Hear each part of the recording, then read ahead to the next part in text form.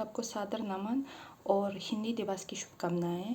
मैं नीलूफर होजाएवा हूँ, ताशकंद राजकीय प्राच्य विश्वविद्यालय अनुवाद विज्ञान अंतर्राष्ट्रीय पत्रकारिता विभाग के अध्यक्ष। और उज़्बेकिस्तान में हिंदी की स्थिति हिंदी दिवस के अवसर पर बताना चाहूँगी। आजकल हिंदी न सिर्फ भाषा के तौर पर बल्कि व्यवसाय के तौर पर भी प्रचलित है। आजकल हिंदी विभिन्न क्षेत्रों पर आ रही है, जैसे अनुवाद सिद्धांत, चिकित्सा, राजनीति, कूटनीति, दर्शन, व्यापार, चिकित्सा, और ये सब क्षेत्रों में आने का सबसे मुख्य व्यवसाय अनुवाद है। और उसी क्षेत्रों के अनुवादक की ज़रूरत है। तो उस तौर पर अगर कहें तो पुराने ज़मानों से हिंदी हमारे उज़्बेकिस्तान और उज़्बेकिस्तान के क्षेत्र में, पुराने तुर्किस्तान अगर कहें तो के क्षेत्र में लगभग 12वीं शताब्दी से ये जो पंचतंत्र है उसके अनुवाद से होते आ रही है। पंचतंत्र के अनुवाद कलीला व दिमना नाम से 12वीं शताब्दी में अनुवाद हुआ है। और उससे आगे ये अनुवाद विभिन्न अनुवादकों की तरफ से फ़ारसी से और अरबी से अनुवाद हुआ है, सीधा अनुवाद नहीं हुआ था। और 20वीं शताब्दी में रूसी द्वारा भी एक अनुवाद है जो पंचतंत्र ही कहलाते हैं। इसी नाम से छपा है ये पुस्तक। और अगर अनुवाद के इतिहास में जाएंगे तो हमें आधुनिक हिंदी साहित्य से अनुवाद 20वीं शताब्दी से शुरू हुआ है। पहले 20वीं शताब्दी के शुरू में अनुवाद रूसी द्वारा हुआ करता था, और 20वीं शताब्दी के दूसरे भाग से सीधा हिंदी से उज़्बेकी में अनुवाद शुरू हुआ था। जैसे ही हम उल्लेखनीय कर सकते हैं, हमारे अनुवादकगण प्रोफेसर रहमान बेर्द मोहम्मद जानफ, अंसारुद्दीन इब्राहिमोव, और हमारे सबसे प्रिय और आजकल भी अनुवाद का काम छोड़ते नहीं आमिर फैजुल्लाह साहब, वे सबसे ज़्यादा हिंदी और उर्दू अनुवाद पर अपना योगदान दिए हैं। और उनके अनुवादों पर आजकल बहुत हमारे विद्यार्थीगण शोध कार्याएं भी करते हैं। और अनुवाद में क्या समस्या हो सकती है, ये सिर्फ अनुवादक ही कह सकता है। जैसे मेरे शोध कार्य में भी, PhD शोध कार्य में प्रेमचंद की उज़्बेकी उपन्यासों में शाब्दिक समस्याएं के बारे में था। और इस समस्याओं के बारे में कहें तो अनुवाद कैसा करना, क्या करना, ये समस्या नहीं, पर ये कुछ शब्द है जिसको प्रयोग करने में और अनुवाद करने में कुछ मसले सामने आते हैं।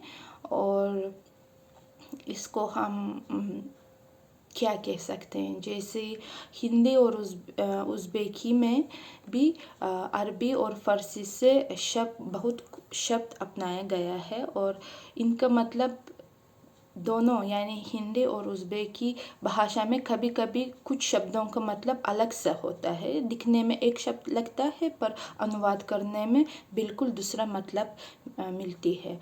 और ऐसे कुछ समस्याएं, और जैसे हमें पता है कि बोली में और भारत बहुभाषी देश है, और कहानियों में, उपन्यास रचनाओं में ख़ास तौर पर प्रेमचंद की रचनाओं में बहुत मिलते हैं बहुभाषी लोगों की बोली।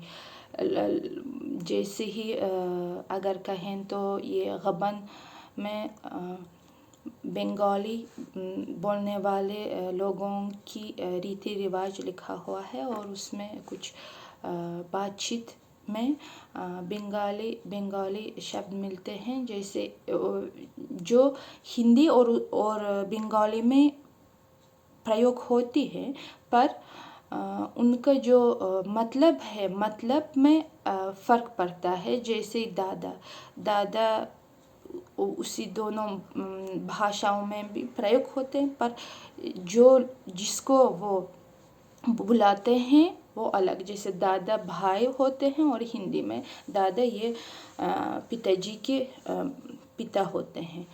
और ऐसे कुछ समस्याएं अनुवादक मतलब भारत के अंदर ये समस्या नहीं लगता है, पर विदेश में विदेशी भाषाओं में और विदेशी हिंदी सीखने वालों के बीच ये समस्या है।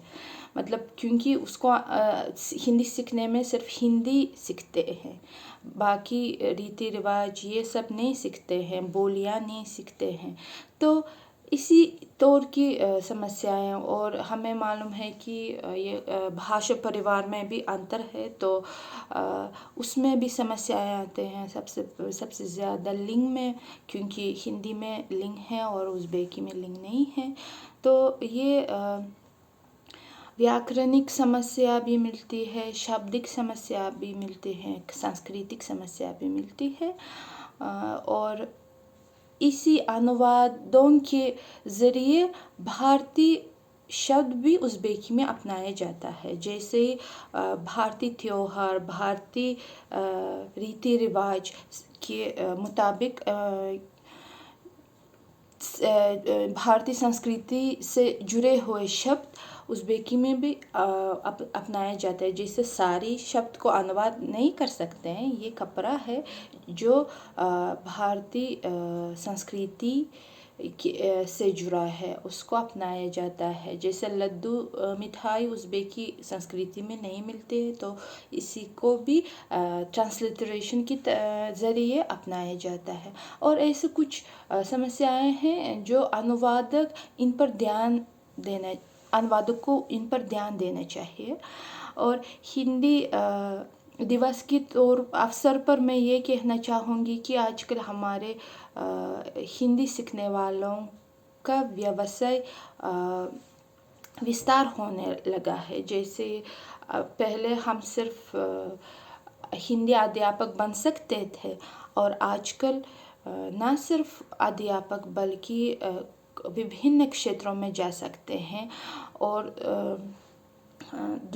हिंदी के साथ साथ दूसरी पढ़ाई भी करते हैं और उसी क्षेत्र में काम करते हैं। जैसे चिकित्सा में, आजकल चिकित्सा में भी हिंदी की बहुत ज़रूरत है। और इसी साल से अंतर्राष्ट्रीय पत्रकारिता में भी विदेशी भाषा के तौर पर हिंदी लिया जाता है, और पर्यटन में भी हिंदी की आजकल ज़रूरत होती है, और उधर भी हिंदी विदेशी भाषा के तौर पर सिखाई जाएगी। और अगर वो कहना तो बहुत कुछ कह सकते हैं, जैसे कुछ देशों में, कुछ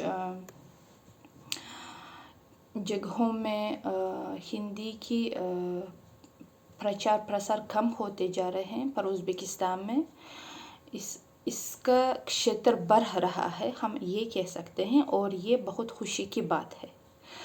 खुशी की बात है कि हमारे विद्यार्थी कहाँ हिंदी जानते हुए जाएंगे तो उनको काम मिलेगा, वे काम कर सकते हैं कहीं भी जाकर, ना सिर्फ शोध कार्य लिखते हुए। अगर विज्ञान में जाएंगे तो, अगर चिकित्सा में जाएंगे तो मतलब हिंदी के अनुवादक, नहीं तो अगर सैन्य में जाएंगे तो उधर भी हिंदी जानने वालों की ज़रूरत है। और व्यापार में आजकल बहुत उन्नति हो रही है भारत और उज़्बेकिस्तान के बीच। ये बहुत क्षेत्रों में आजकल हिंदी की ज़रूरत उज़्बेकिस्तान में है और ये खुशी की बात है। और एक बार आप सबको हिंदी दिवस की शुभकामनाएं, और चाहूँगी कि हमारे ये हिंदी विज्ञान कभी नीचे ना जाएं और हमेशा उनकी ज़रूरत रहें। शुक्रिया, धन्यवाद।